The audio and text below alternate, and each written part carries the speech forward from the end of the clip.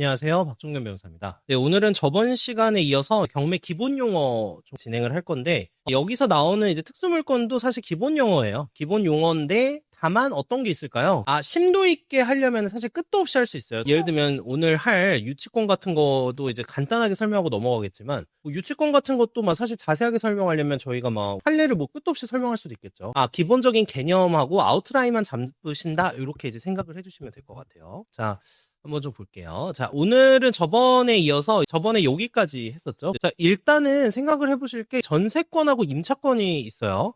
이게 어려우실 수가 있는데 가볍게 설명을 드리면요. 자, 전세와 이제 월세 이렇게 두 가지로 이제 나누는 게 아니라 전세권, 그다음에 임차권 이렇게 이제 나눠요. 이게 어떤 의미냐면 전세권은 저희가 그 물권이라고 해서 민법에 따로 정리가 돼 있어요. 그리고 임차권은 우리가 흔히 보통 이제 공인중개사 찾아가서 전셋집 보여주세요, 월세집 보여주세요 했을 때 전입신고하고 확정일자 받는 그 개념이 일반 임차권이라고 보시면 됩니다. 그래서 이거를 법상 용어로는 임대차 계약이다 이렇게 얘기하고 위에 거를 또 전세 계약이다 이런 식으로 얘기를 하기도 해요. 근데 이 두 가지가 사실은 원래는 별도다 보니까 일반인 분들께서는 이 임차권으로만 알고 계세요. 근데 이게 우리가 소위 말하는 등기를 할 수 있는 임차권이 있다 이렇게 생각하시면 돼요. 등기 가능한 임차권이다. 이걸 전세권이라고 한다. 그러면 우리가 낙찰받는 사람 입장에서는 중요한 게 뭘까요? 전세권하고 임차권이 뭐가 차이가 있는 거지가 중요하잖아요. 자, 전세의 경우에는요. 그러니까 선순위 전세권이라고 가정할게요. 선순위 전세권의 경우에는요. 원래는 그냥 낙찰을 받은 사람이 떠안아야 됩니다. 근데 배당 요구를 했을 때만 이제 없어진다고 생각을 해주시면 돼요. 선순위의 경우에. 물론 후순위면 그냥 당연히 없어지겠죠. 그 말소기준 권리, 뭐 근저당권이나 가압류, 압류 같은 거보다 뒤에 설정됐으면은 그냥 어차피 낙찰자는 걱정 안 하고 입찰을 하시면 돼요. 근데 전세권의 경우에는 선순위로 만약에 있다고 하면은 선순위면은 배당 요구를 했느냐 이거를 반드시 체크를 하셔야 된다는 거예요. 근데 이제 임차인의 경우에는 여기 이제 표시가 돼 있죠. 대항력 있는 임차인으로 보통 얘기를 하는데 말소 기준 권리, 그러니까 가압류나 근저당권이나 압류 같은 게 설정되기 전에 이제 먼저 전입 신고를 한 케이스, 전입 신고 이제 플러스 주택의 인도겠죠. 그래서 이 전입 신고를 해서 이사를 한 이런 케이스가 그 대항력 있는 임차인인데 이 전세권의 경우에는요 조금 우리가 신경을 써야 될 것들이 있어요. 예를 들면 배당 요구 종기라는 게 있어요. 저희 경매를 시작을 하면 보통 배당 요구를 할 수 있는 기간을 정해놔요. 그러면 전세권이 선순위 전세권이라고 가정을 했을 때 배당 요구를 만약에 종기 이후 그 이후에 하면 어떻게 되지? 이후에 하면은 그냥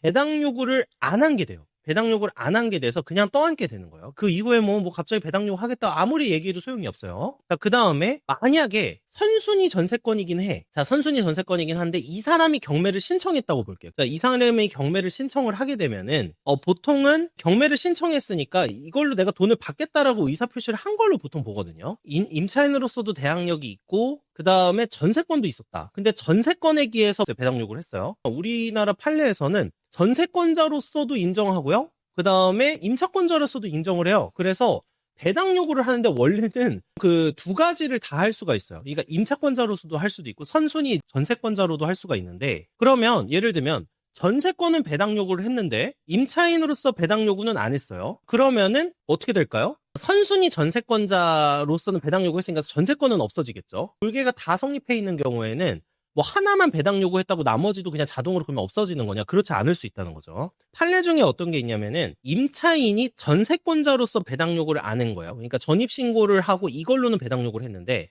전세권 등기로는 배당 요구를 안 했어요. 그러면 낙찰자가 전세권을 인수해야 돼요.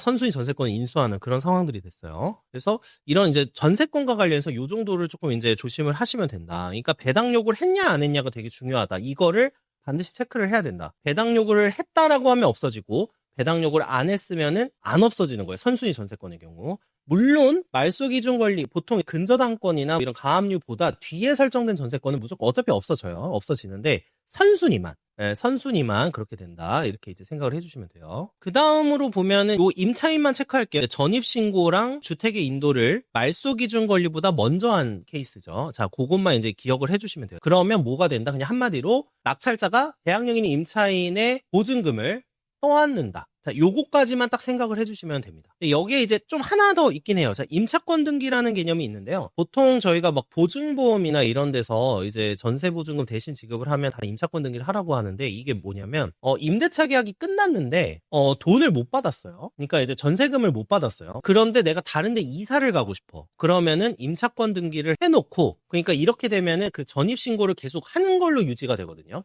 그리고 확정일자도 받아놓은 거 그대로 유지가 되고 다른 데로 이사를 가는 거예요. 만약에 이 집이 경매에 넘어가면 내가 일단 우선적으로 받을 수 있어.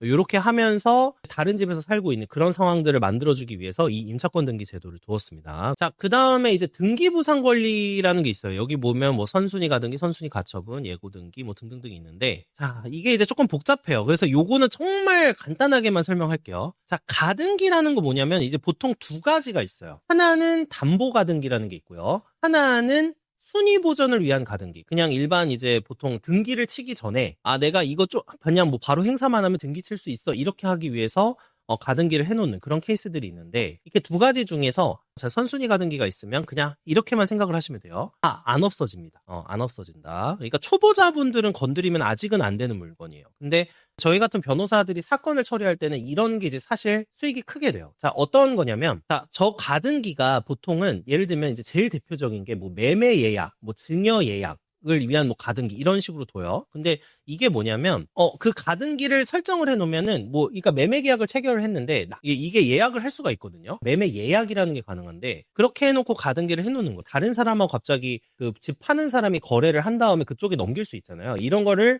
사전에 방지해 놓는 거예요. 그러니까 그 집주인이 다른 데 못 팔게 만들기 위해서 내가 이 사람하고 곧 매매를 할 건데 가등기를 해놓으면 다른 데 못 파니까 그런 걸 위해서 해놓는 거가 원래는 이게 원칙이었어요. 근데 대다수는 사실 이게 뭐가 되냐면 그 담보 가등기라는 게 있어요. 이 담보 가등기는 뭐냐면 보통 가등기를 해놓긴 했어. 해놓긴 했는데 실제로는 이제 매매 예약 뭐 이런 식으로 걸어놓긴 했는데 실제로 보니까 뭐냐면 돈을 갚기 위해서 담보로서 제공을 해놓는 가등기가 있어요. 담보로. 그러니까 집을 가등기를 해놔가지고 이거 담보 잡아놓은 거예요. 담보 잡아놓은 거. 우리가 보통 근저당 걸어놓듯이 그 은행에서 대출해준 다음에 저당권 설정하듯이 담보로 잡아놓고 있는 거예요. 이 집을 잡아놓기 위해서 가등기를 하는 거를 이제 담보 가등기 이런 식으로 표현을 하는데요. 우리가 매각물건 명세서 보통 이제 이제 법원에서 작성하는 그걸 보고서 이제 인수할지 아닐지를 결정을 하는데 선순위 가등기는 일단은 보통은 담보 가등기면 원래는 없어지는 거고요. 담보 가등기가 아닌 일반 아까 뭐 매매 예약을 뭐 위한 소유권 이전 가등기 뭐 이런 경우에는 남게 돼요. 근데 이제 법원 입장에서는 이게 담보 가등기인지 뭔지 사실 파악할 수가 없잖아요. 그래서 선순위 가등기면 일단은 인수가 되는 걸로 일단 기재를 해놔요. 일단은 기재를 해놓고 다만 실제로 만약에 이걸 담보 가등기인 걸 소송으로 입증하면요 없애버릴 수가 있어요. 그러면 엄청 고수익이 되겠죠. 근데 만약에 그렇지 않으면요 어떻게 되냐면 그 아까 매매 예약을 위한 가등기라고 한다. 소유권 이전 가등기를 해놨다. 그러면은 나중에 가등기권자가 그냥 실행을 해버리면 부동산 소유권을 뺏겨요. 자, 이렇게 된다는 거. 요것만 이제 기억을 해주시면 돼요. 자, 선순위 가처분도 비슷한데요. 이 가처분은 되게 종류가 많아요. 보통은 뭐 처분금지 가처분이라든가 등등등이 있는데 점유이전 금지 가처분, 뭐 가처분 종류도 엄청 많은데 보통 이제 저희가 부동산 경매만 얘기를 하니까 뭐 보통은 처분금지 가처분 같은 걸 많이 둬요. 자, 처분금지 가처분은 뭐냐? 다른 데 팔아넘기지 마세요라고 해놓는 거예요. 자, 다른 데 팔아넘기면 금지된다. 그래서 보통 다른 데 처분하지 말고 뭐 어디에다가 뭐 담보 설정하지 말고 이런 식으로 가처분을 걸어요. 왜냐면 내가 어차피 곧 그 재산 가지고 올 거니까. 그래서 여기서 조금 헷갈리시는 게 이건 있어요. 자, 이거는 가처분이잖아요. 근데 이제 가압류라는 가처분이랑 원래는 좀 다른 개념이에요. 그냥 기억 안 하셔도 돼요. 좀 어렵긴 해서 그냥 기본적인 개념만 아시면 되는데 가압류는 내가 돈을 청구하는 권리가 있을 때 하는 거고요. 가처분은 보통 내가 저 부동산에 대해서 소유권 이전을 구한다든지 어떤 금전 이외에 다른 권리가 있으면은 그 가처분을 걸어요. 그래서 이제 보통 그 차이가 나긴 하는데 어쨌든 선순위 가처분도 먼저 말소기준 권리 이전에 이제 가처분이 설정돼 있었다. 그리고 가처분이 보통 소유권 이전과 관련된 거다. 이러면은 안 없어진다. 그래서 매각물건 명세서에 보면은 이게 인수를 해야 될 가능성도 있다. 이런 거를 기억을 해주시면 돼요. 그 다음 예고 등기는 이거는 또 하려면은 끝이 없어서 기본 개념만 말씀드리면은 예고 등기의 경우에는 그 예고 등기는 없어졌었어요. 사실 없어졌는데요. 그래서 예전에 있는 게 남아있는 게 있는데 이거는 기본적으로는 요즘엔 많이 안 보이긴 합니다만 그래도 또 수익 모델로 많이 쓰시는 분이 있어서 한번 말씀을 드리면은 예를 들면 뭐 어떤 거를 부동산을 뭐 이전을 받거나 등기를 했는데 이게 무효나 취소가 될 것들이었던 거예요. 자, 무효나 취소가 돼가지고 막 등기 말소 소송이라는 걸 해요. 그러니까 이거 무효야. 이거 옮겨간 거 무효니까 다시 원래대로 돌려놔 이렇게 소송을 하는데 이거를 이제 예고 등기라고 해서 등기를 해놓는 거예요. 그러니까 소송 중이구나 이런 거를 기재하기 위해서 등기를 해놨던 건데 이게 이제 근데 왜 없어졌냐? 되게 뭔가 취지는 좋잖아요. 취지는 좋은데 왜 없어졌느냐? 이 예고 등기를 막 악용하는 사람이 있었던 거예요. 이 예고 등기제는 사실 지금은 없어졌습니다. 그러고 대부분은 지금 어떻게 하고 있냐면 뭐 처분금지 가처분이나 뭐 이런 식으로 아까 말씀드린 가처분 제도를 이용해서 많이 이제 해결을 하고 있어요. 그래서 어쨌든 예고 등기 같은 경우는 지금 없어졌지만 과거의 거로는 예고 등기가 있을 수도 있기 때문에 예고 등기 이런 게 나와 있습니다. 나중에 뭐 예고 등기 이런 게 떠 있으면 이게 그런 거였구나 이렇게 이제 이해를 하시면 될 것 같아요. 자, 그다음에 이제 대지권 미등기라는 게 있어요. 대지권 미등기. 대지권 미등기는 뭐냐면 우리가 그냥 흔히 그냥 제가 아파트로 예를 들게요. 아파트. 자, 아파트에는요. 원래 아파트 그 부분만 사는 게 아니에요. 저희가 사면은 원래 아파트 부지가 있는데 그 부지 중에 일부 땅까지 사는 거거든요. 이거를 일체성이라고 해요. 서분의 일체성이라고 하는데 우리가 집을 팔면은 항상 딸려있는 아파트 부지 땅까지 넘어가게 돼요. 그래서 이거를 이제 대지권 등기를 해놓는다고 하는데 근데 간혹 이 대지권이 미등기돼 있는 경우가 있어요. 근데 대지권이 미등기돼 있다고 하더라도 매매를 하게 되면 같이 넘어가게 돼 있게끔은 돼 있어요. 근데 어떤 상황들에서 이제 미등기가 되느냐? 제일 대표적인 거는 분양을 하는 이제 시행사가 있잖아요. 그러니까 어떤 아파트를 막 지었어요. 지어가지고 분양을 줬는데 부동산 그 값을 제대로 다 치르지 못해서 보통 완납되지 않았다 뭐 이렇게 표현하는데 돈을 다 치르지 못해서 등기를 이전시킬 수가 없는 상황들이 있어요. 그래서 이럴 때 대지권 미등기가 돼 있거나 아니면 예를 들면 대출을 받아서 저당권이 설정돼 있는데 이걸 아직 해결을 못했다거나 그러니까 이런 케이스에서 대지권 미등기 케이스가 있는데 실제로 저희가 이거 실무를 해보면은 그 대지권 미등기 케이스에서 관할 보통 이제 관청에다가 전화를 해봐요. 전화를 해가지고 이거 지금 어떤 상황이냐 다른 집들은 다 대지권 등기 됐냐 뭐 이렇게 해가지고 물어본 다음에 이거 그냥 뭐 신청만 하시면 돼요 뭐 이런 상황들도 있고요. 아니면은 보통 그 땅 소유자한테 소송 걸어가지고 대지권 등기를 해달라고 이제 청구를 할 수가 있어요. 그래서 이렇게 해서 해결을 하는 경우가 있는데 간혹 아까 말한 대로 좀 뭐 해결할 수 없는 권리 같은 게 붙어 있거나 아직 돈을 안 내서 못했다거나 이런 상황이면 아무래도 이제 나중에 좀 골치 아픈 상황이 되길 수는 있겠죠. 그래서 요것도 사실은 실제로 물어보면 그냥 등기만 하면 되는 상황들이 있거든요. 이거를 체크를 한 다음에 되게 고수익을 보시는 분들이 있어요.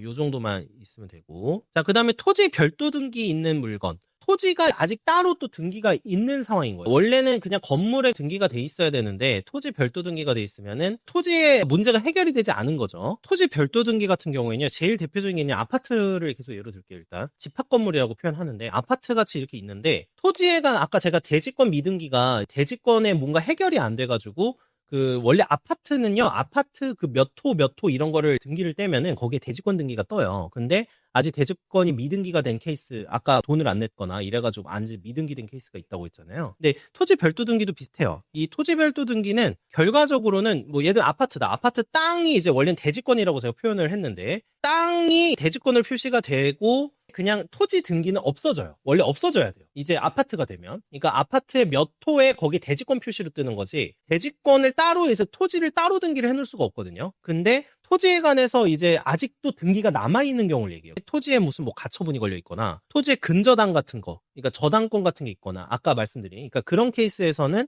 아직도 토지가 별도 등기로 남아있는 거죠. 이런 케이스를 얘기한다. 다만 여기 이제 제가 옆에 있죠. 토지 별도 등기 인수 조건이라는 게 있죠. 토지 별도 등기 인수 조건. 이게 뭐냐면 이게 이제 그 토지 별도 등기에 있는 어떤 부담 같은 것도 인수를 해야 되는 경우들이 있어요.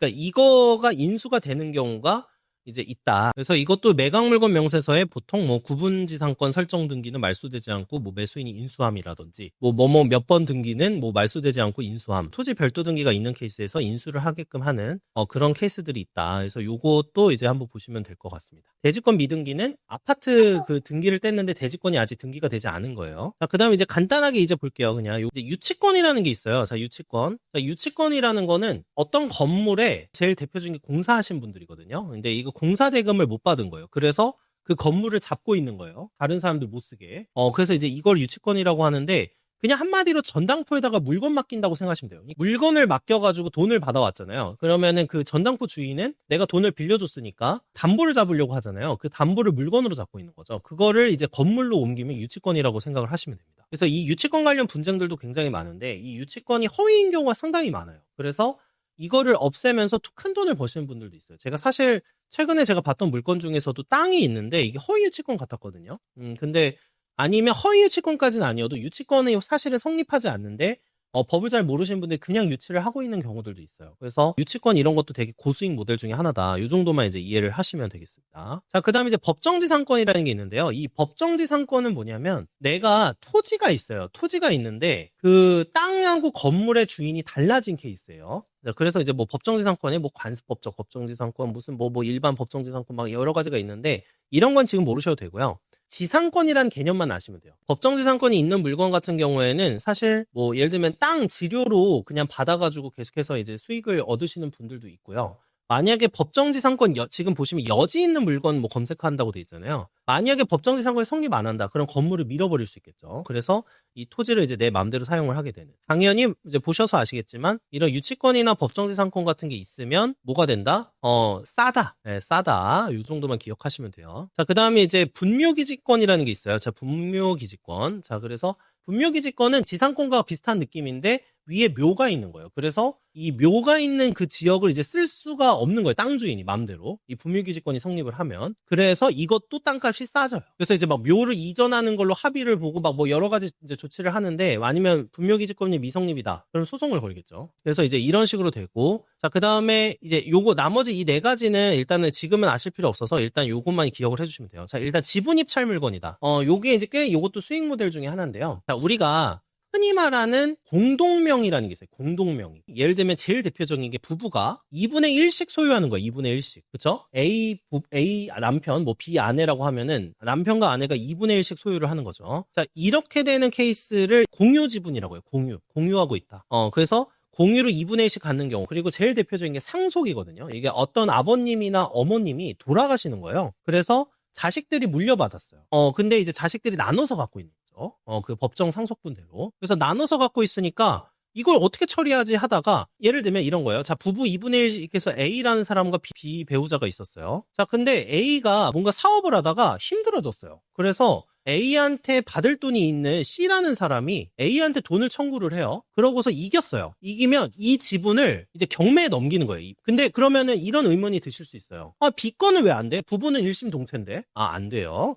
예, 부부는 일심동체가 아니에요. 재산상에서는. 이거는 뭐 부부 별산제라고 하는데 어쨌든 뭐 정확한 용어는 아실 필요 없지만 지분은 각자 2분의 1씩 돼 있으면 서로 막 아무거나 이제 공유하고 있는 개념이 아니라 그냥 말 그대로 지분 반반씩만 갖고 있는 거예요. 그래서 A가 문제가 생겨도 C 입장에선 이 반에 대해서만 문제를 삼을 수가 있어요. 그래서 이런 것만 나오는 게 이제 지분 입찰 물건이에요. 그래서 이걸로도 많이 이제 수익을 보시는 분들이 꽤 있습니다. 그래서 이 경매 용어가 이제 최대한 제가 이제 그냥 간단하게 설명을 드리긴 했는데 이런 것들이 있구나 정도만 기억을 해주시면 충분하다. 그리고 이 정도면은 내가 그래도 찾아보면 돼. 뭐 내가 이제 강의도 찾아보고 뭐 이거 검색해서 뭐 구글링을 하든가 챗GPT를 하시든 해서 이걸 검색해서 보시면 되기 때문에 이게 그런 뜻이구나 정도만 기억을 해주시면은 큰 문제가 없을 거다. 없을 거다. 이렇게 생각을 해주시면 됩니다. 시청해주셔서 감사하고요. 네, 다음 영상에서 뵙겠습니다.